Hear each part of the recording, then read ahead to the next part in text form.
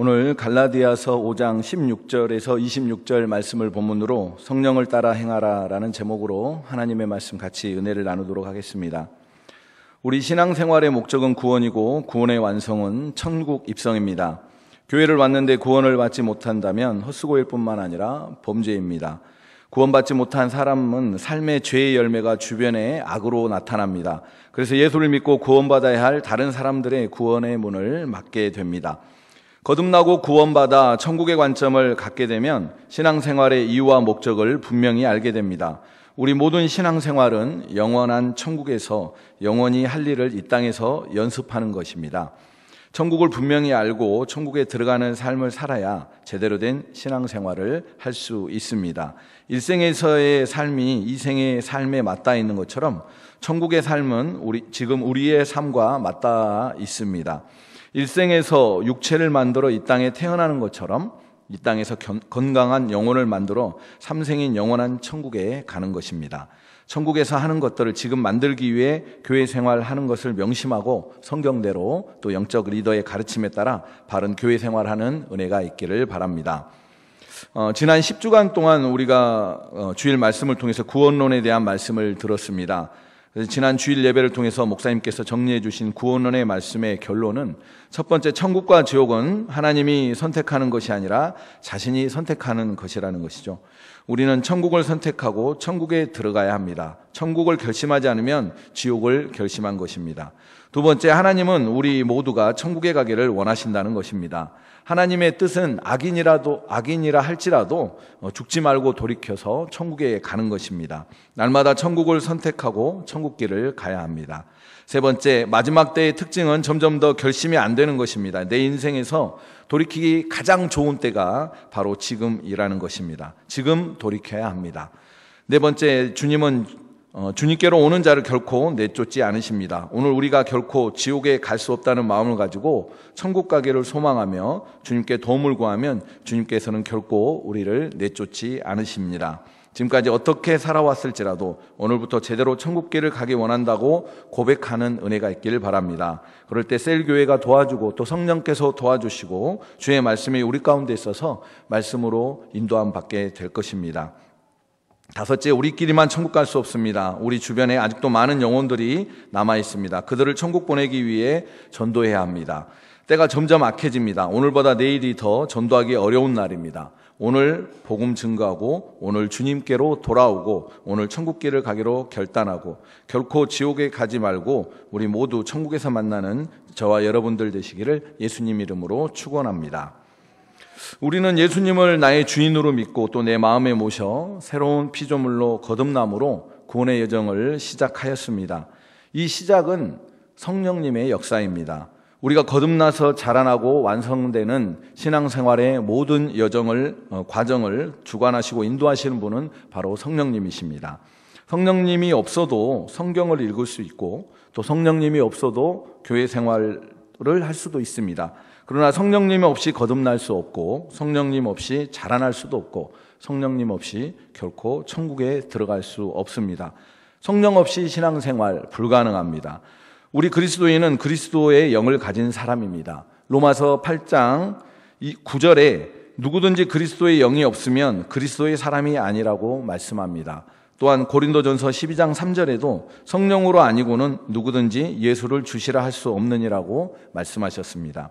성령이 함께하지 않는 종교적 신앙생활, 또 의식적인 신앙생활, 또 율법적인 신앙생활, 제도적인 신앙생활은 힘들고 어렵고 피곤하며 지칩니다.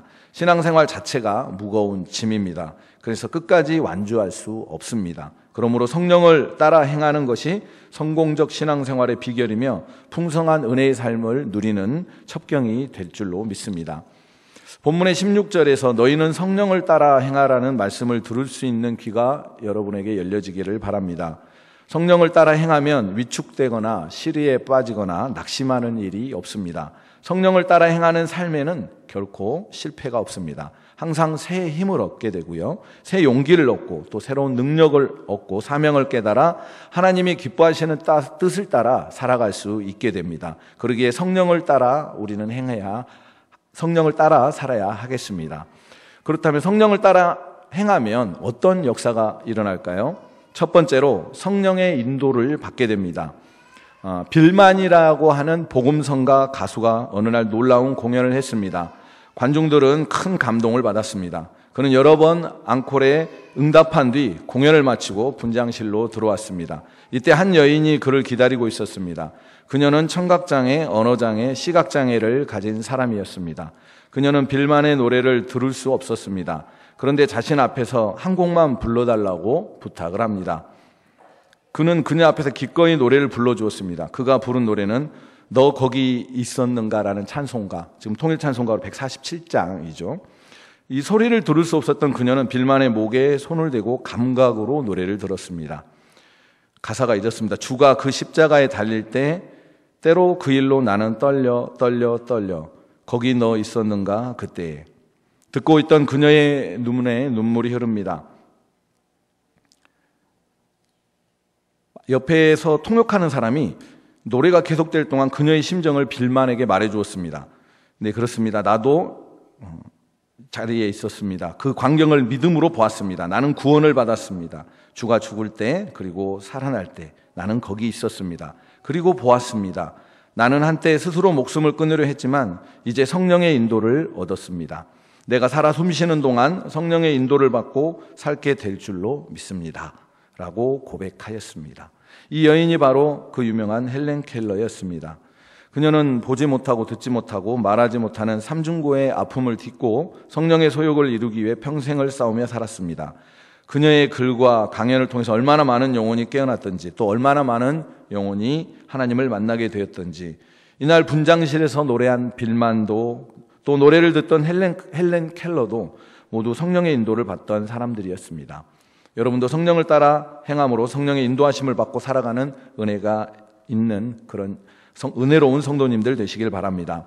하나님께서 성령을 보내주신 이유는 그리스도인의 삶을 인도하시기 위해서입니다. 성령은 성도들을 인도하는 영입니다.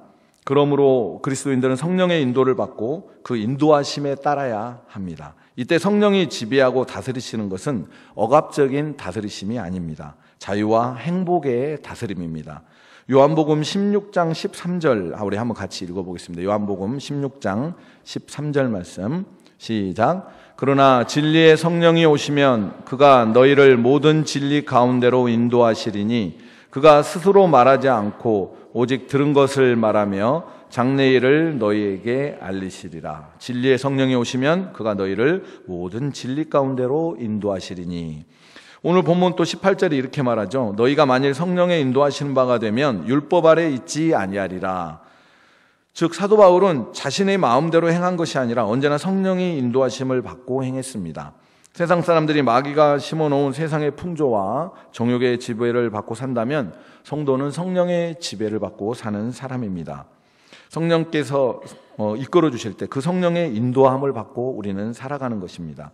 내 뜻이 살아 움직이면 성령의 인도를 받지 못합니다. 육체의 욕심대로 행하면 성령이 근심합니다. 그러므로 자신의 소욕대로 사는 것은 진정한 그리스도인의 삶이 아닙니다. 우리는 성령을 따라 행해야 합니다. 그리고 그에 따른 성령의 인도를 받고 살아가는 것입니다. 둘째로 성령을 따라 행하면 성령의 능력이 임합니다. 하나님께서 성령을 보내신 이유는 성도들이 성령의 능력을 받아서 승리하는 삶을 살아가도록 하기 위하셨습니다. 사도행전 1장 8절에 보면 오직 성령이 너희에게 임하시면 너희가 권능을 받고 라고 시작을 하죠.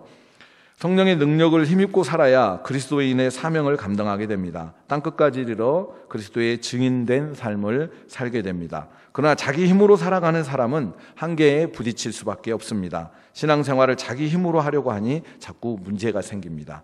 그러기에 성령의 능력이 임해야 신앙생활이 보다 쉬워지고 유익하게 됩니다.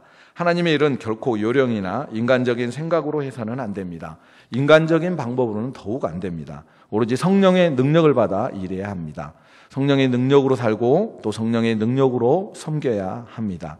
성령의 능력을 받을 때 승리하는 삶을 살게 되며 죄를 이기고 자신을 이기고 세상을 이길 수가 있습니다. 지금보다 더 기도가 풍성해지고 감사가 넘치게 됩니다.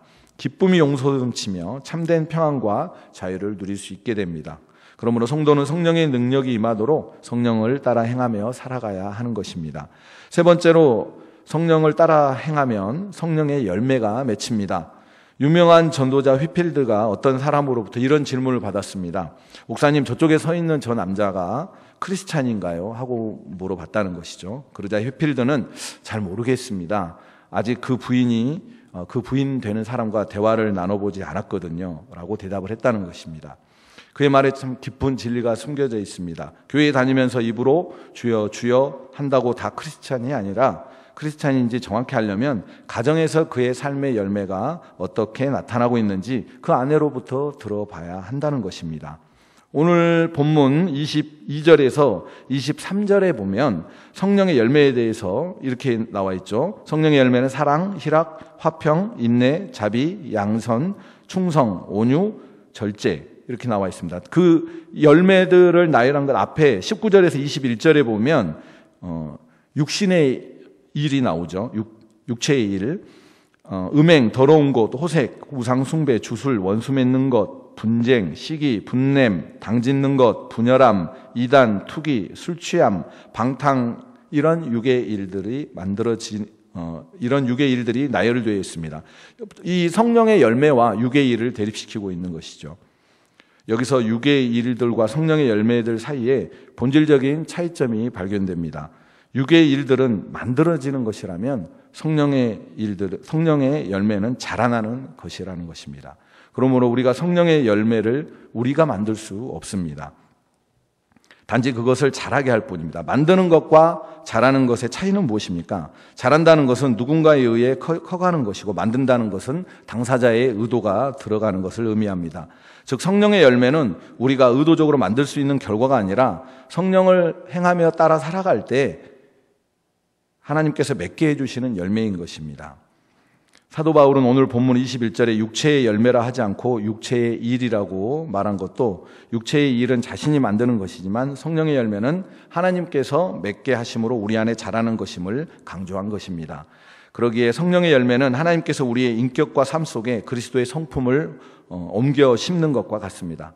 따라서 신앙적인 삶은 성령의 열매로 인한 변화가 반드시 나타나게 되는 것입니다. 그렇다면 성령을 따라 행한다는 것은 구체적으로 어떻게 하는 것을 말하는 것일까요? 바울은 성령을 따라 행하는 삶이 어떤 기이하고 거창한 어떤 현상에 연결시키지 않았습니다. 중세의 수도사들처럼 일반인의 삶과 동떨어진 채 신비한 삶을 살아가는 종교 엘리트들의 영역이 아니라 일상적인 삶의 현장과 연결을 하고 있습니다. 성령을 따라 행하는 삶은 우리 주변의 소소한 생활 습관과 또 천박한 성품과 너절한 태도들을 고쳐나가는 일부터 시작돼야 함을 말하고 있습니다. 우리 오늘 본문 19절에서 21절 다시 한번 읽어보도록 하겠습니다. 갈라디아서 우리 본문 5장 19절에서 21절 같이 한번 읽어보겠습니다. 시작. 육체의 일은 분명하니 곧 음행과 더러운 것과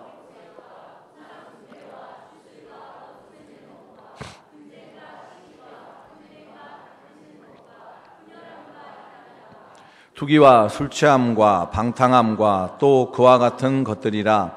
전에 너희에게 경계한 것 같이 경계하노니 이런 일을 하는 자들은 하나님의 나라를 유업으로 받지 못할 것이요. 아멘.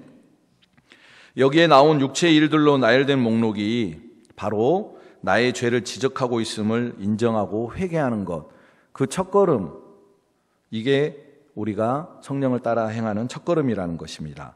그러니까 이 일들을, 여기에 나와 있는 이 일들을 하지 않는 것입니다. 그 다음에는 이러한 일들 내가 하지 않겠다고 결단하고 실천으로 옮기려고 하다 보면 이게 내 힘으로 안 되는 거라는 것을 깨닫게 됩니다. 그래서 주님께 정말 이건 내 힘으로 할 수 없는 것이군요. 내가 해서 할 수 없는 것이냐는 것을 고백하며 성령님께 도와달라고 구하는 것입니다. 그런 후에 성령께서 소원 주시고 이끄시는 대로 따라가라 하는 이것들을 반복하다 보면 성령의 열매가 자연스럽게 맺힐 것입니다. 성령의 열매가 어떤 특징을 보입니까? 오직 성령의 열매는 사랑과 희락과 화평과 오래 참음과 자비와 양선과 충성과 온유와 절제라고 기록되어 있습니다. 이 말씀에서 성령의 열매들이라고 복수로 표현하지 않고 성령의 열매라고 하는 단수로 표현하고 있는 것을 보게 됩니다. 성령의 열매는 따로따로 열리는 열매들이 아니라는 것이죠. 한 열매를 9가지 측면에서 이야기했을 뿐입니다. 성령으로 말미암아 거듭난 사람은 처음부터 성령의 열매를 맺을 씨가 그 속에 있다는 것입니다. 성숙해짐에 따라 열매가 자라듯이 성령의 열매도 점점 더 크고 조화롭게 드러날 것입니다. 많은 기독교인들이 하나님께 약간의 헌신을 한 후에 그들이 해야 할 책임을 다했다고 생각하는 경향이 있습니다. 그들의 삶에 여전히 오늘 본문에서 바울이 언급한 이 육체의 일들이 드러나고 있음에도 불구하고 별다른 경각심을 가지지 않습니다. 애통하게 회개하지도 않고 하나님께 거룩한 삶을 간절히 구하지도 않습니다. 성령님을 따라 행하려고 애쓰지 않습니다. 그러면서도 그것도 은혜 가운데 사는 삶인 줄 착각하고 천국에 들어갈 거라고 막연하게 생각을 합니다. 그러나 성경은 분명하고 단호하게 말합니다. 이런 일을 하는 자들은 하나님의 나라를 유업으로 받지 못할 것이라고요. 오늘 본문 24절에서 26절 같이 한번 읽어보도록 하겠습니다. 24절에서 26절 시작.